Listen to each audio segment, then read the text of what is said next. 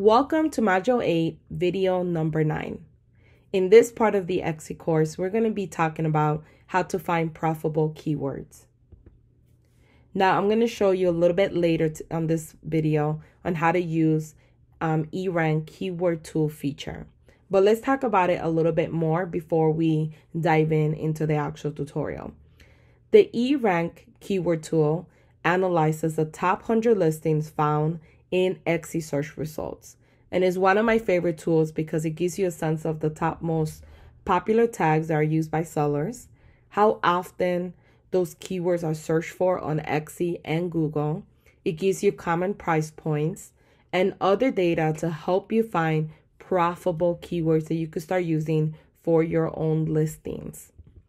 Now, all you have to do is enter the search term of the item you're planning to list on Etsy. So we're going to be working with wedding party cards as an example. Once you enter wedding party cards, the keyword tool feature will now do an analysis on the most popular listings found on Etsy for those particular keywords. It also helps you identify long-tail keywords that are used by real Etsy shoppers that you could use for tags. And the most important stats that you should be looking at as a defining factor of whether you'll be using the tag or not are going to be the following. So we're going to talk about different things that you should be looking at when you're doing a keyword research to find profitable keywords. The first one is it a long tail keyword? So a long tail keywords are keywords or key phrases that are more specific, are usually a little bit longer, that are more commonly searched for keywords. They do tend to get less search traffic, but usually have a higher conversion value because they are more more specific to whatever the buyer is searching for. So I'll give you an example. A good long tail keyword is blue wedding invites. If somebody was to type that in, they're searching for something very specific. They're searching for wedding invites that have the color blue. So the likelihood of that person buying from you is a lot higher than someone that types in invites and they're just looking at everything and anything. They're probably just shopping. They're not really serious to buy at that given moment or don't have an idea of what exactly they want. But somebody that's very specific and typed in a long tail keyword as blue wedding invites, they know what they're looking for. So if you have an amazing blue wedding invites, the likelihood of them buying from you is a lot higher. But because they're so specific, usually the search traffic is a lot less than when somebody uses a keyword that's very generic and then the search traffic is a lot higher. So that's why it's a big difference. However, long tail keywords do have a higher conversion value, and that's why they're important to start using. You don't have to use every single tag as a long tail keyword, but at least adding a couple of them in your tag options. The second thing you have to keep in mind is if you're not planning to run any Etsy ads on your Etsy shop, stay away from keywords that are high in Etsy competition. Because what happens now is that you're going to be buried in the search results and you're not going to get found organically. So if you're trying to compete for the keyword wedding and there's like 50,000 listings with that keyword and you're not using any ads to get bumped in the first or second page of Etsy, guess what happens? You get buried in the search results. So try to stay away from keywords that are very competitive, especially when you're not running any type of advertisement.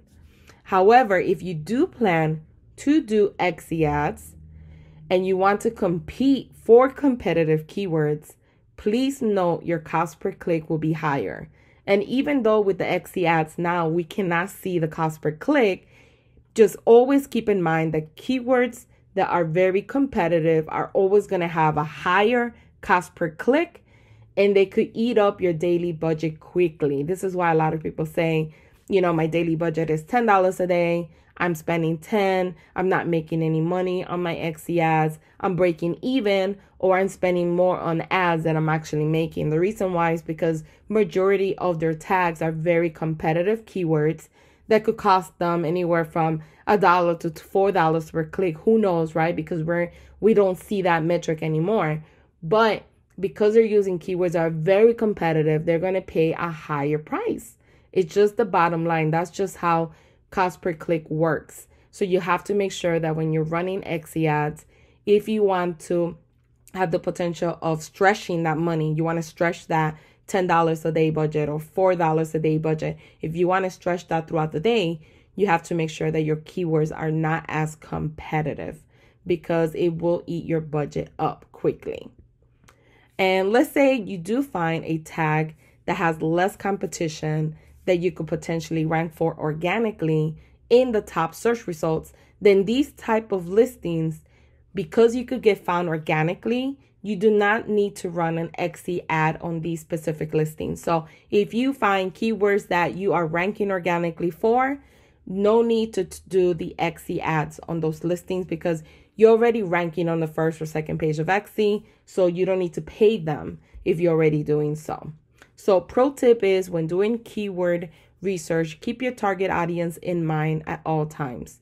So I recommend using Longtail Keywords, 3 words or more, as a means to find your target niche rather than a mass audience. The more specific you could be with these type of keywords, often are less competitive than generic keyword terms. So just keep that in mind. It's really, really important to understand how long-tail keywords could be very beneficial for your store in finding your target niche or your target audience. So let's look at the keyword tool to kind of give you an idea on how you could use it. So here we are on ERanked, and we're using the keyword tool. You could find it by coming up here and clicking on keyword tool.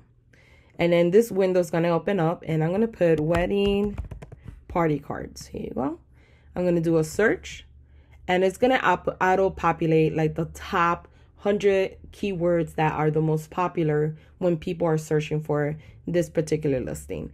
And it's going to give you how many views per month, how many views per week, the average price of the item, and it kind of gives you like the search trends on Google, Xe, and Google Shopping, which is what we had talked about. And then here is going to give you more details on those particular keywords. It's going to tell you if it's a long tail keyword, yes, because it's 3 keywords or more. It's going to tell you how many monthly, and if you hover up here, it's going to tell you how many monthly Xe searches per month it has, the competition, how many people have that keyword, and engagement, how many people are engaging with that particular keyword. Are people clicking on it?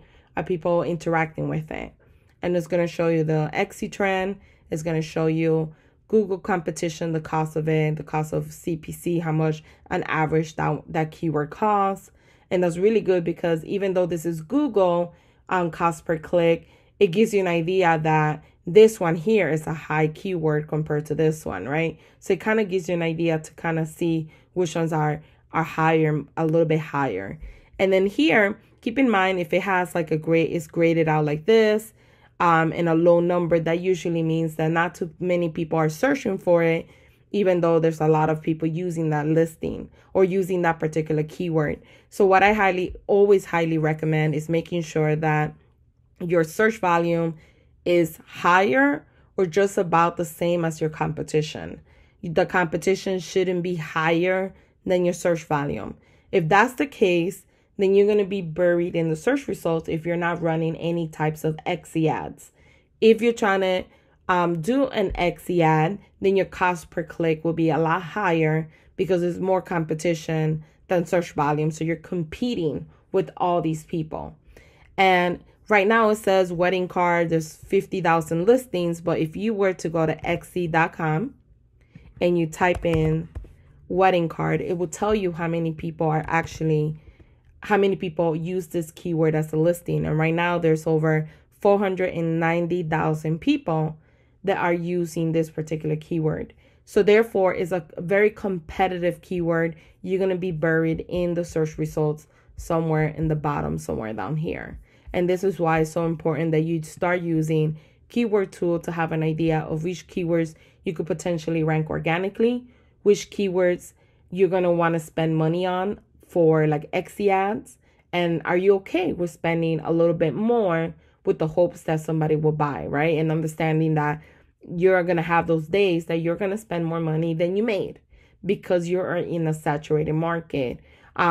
And keeping in mind that not only is it important to check the metrics, it's important to check them very often, because you might pick a keyword now that's not as competitive, and in 6 months it changes and now the keyword, everybody else is using it. So it became now almost impossible to rank for.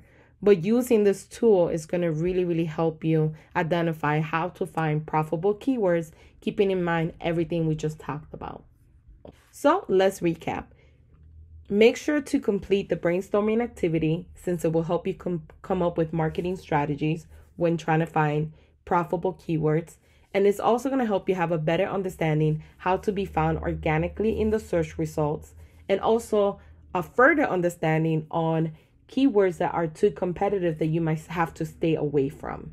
I'll see you in the next video.